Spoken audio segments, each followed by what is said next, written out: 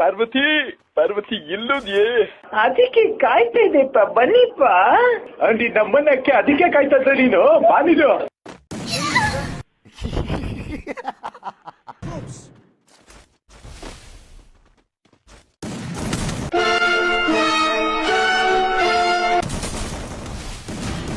ಗಟ್ಟಿಯಾಳು bullet, ಗಟ್ಟಿಯಾಳು.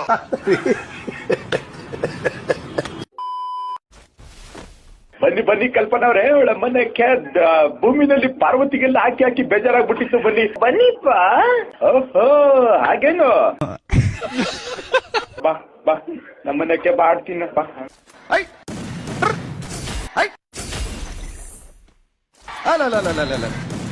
ಕಲ್ಪನಾ ಅವ್ರೆ leak ಆಗ್ಬಿಡ್ತು. ನೋಡಿ ನೋಡಿ ಹೇಗೆ ಬಿದ್ಬಿಟ್ಟಿದೆ.